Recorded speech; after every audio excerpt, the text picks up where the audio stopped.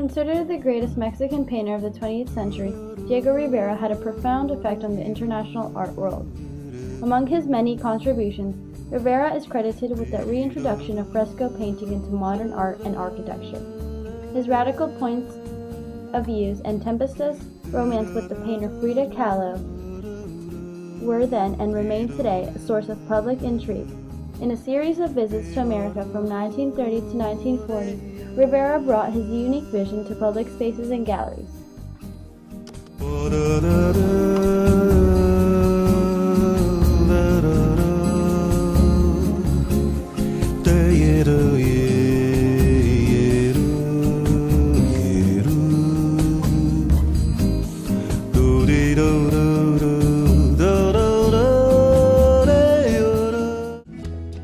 Diego Rivera was born on December 8, 1886 in Guanajuato, Mexico. At age 10, he went to San Carlos Academy of Fine Arts in Mexico City, in which his biggest influence to start his career, Jose Posada, was working in a print shop right around the corner. He sought to make art that reflected the lives and the working class native peoples of Mexico. His inspirations came from that of the Russian and Mexican revolutions. Then, in 1929, Rivera married fellow artist Frida Kahlo. Rivera and Kahlo shared an interest in radical politics and Marxism. In the 1930s, Rivera went through a slow period with his art when he went through a depression and was having a conflicting relationship with his wife, Frida Kahlo. The couple separated in 1939, however, they reunited the following year and remarried. In 1954, Rivera lost his wife, Frida Kahlo. After all those years of hard work, Rivera then passed away of heart failure on November 24, 1957 in Mexico City after radiation treatment for penile cancer, which ultimately led to his death. However, his legacy of mural paintings live on still to this day. He made the painting of murals his primary method, appreciating the large scale and public accessibility instead of art galleries and museums. His work shows study and analysis of Neo-Impressionism, Cessanism, Fauvism, and Cubism. He created a visual identity for Mexican culture by cultivating a mythology for the nation that in many ways became synonymous with his own life. It has been said that to see the paintings of Diego Rivera is to see Mexico. He fostered a sense of Mexicanity or pride in one's Mexican identity by looking at his country's pre-Columbian heritage, as well as its indigenous population and working classes for inspiration. The 7-ton, 50 feet long by 13 feet high mural, Dream of a Sunday Afternoon in Alameda Park, was originally located in the Hotel del Prado in Mexico. The mural is an imaginary walk through Alameda Park in which the artist shares his childhood and youth memories.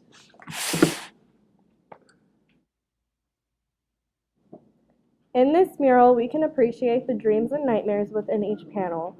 To the left of the balloons, the nightmares of the conquest and religious intolerance during the colonial era give way to Benito Juarez, who restored the republic after French occupation and attempted to modernize the country as president.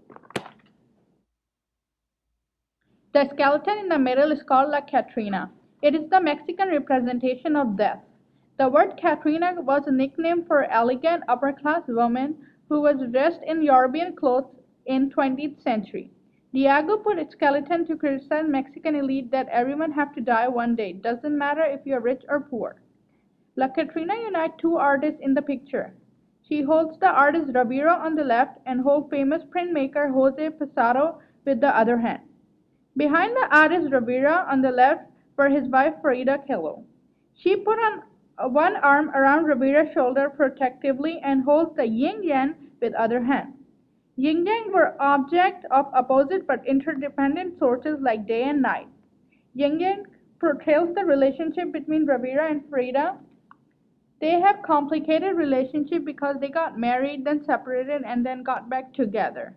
Elite people are represented in this section of painting, which are men with two-ton shoes and ladies in finery clothing.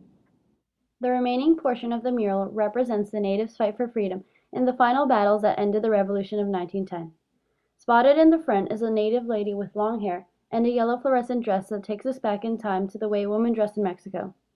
With her arms at her hips and frowned eyebrows, she slightly raises her skirt as she tells an officer that she should be allowed to walk the Alameda Park, known to be only toured by, quote, decent people. Above the people flies a big globe flown by Cantoya, the start of aviation in Mexico, with the initials RM that symbolize the hope to the end of the Mexican Revolution. Next to the globe, we see the expressive lines of the trees that show us movement as change was governed in the country. Below this, we see the nicely dressed German girl holding her precious German doll as she watches the natives' not so pleasantly dressed family get scattered away from the park. In the last segment of the mural, a man shoots to the face of someone being trampled by a horse in the midst of the skirmish. To the right end, Diego paints his family, two of his wives and his niece. At the top right, President of the Republic is found. He is a symbol of a corrupt president handling an enormous amount of money and fondling a blonde woman with consent of an archbishop. Stepping away from the center, if one reads the mural like a text, a chronology emerges. The left side of the composition highlights to the conquest and colonization of Mexico to fight for independence, and the revolution occupied the majority of the central space, and modern achievements fill the right. For some art historians, the central area is a snapshot of middle-class life in 1895.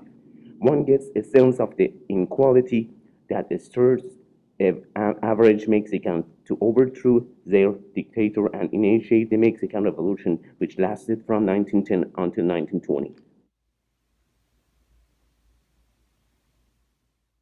I know now that he who hopes to be universal in his art must plant in his own soil. Great art is like a tree which grows in a particular place and has a trunk, leaves, blossoms, boughs, fruit, and roots of its own. The more native art is, the more it belongs to the entire world, because taste is rooted in nature. When art is true, it is one with nature. The secret of my best work is that it is Mexican. Diego Rivera.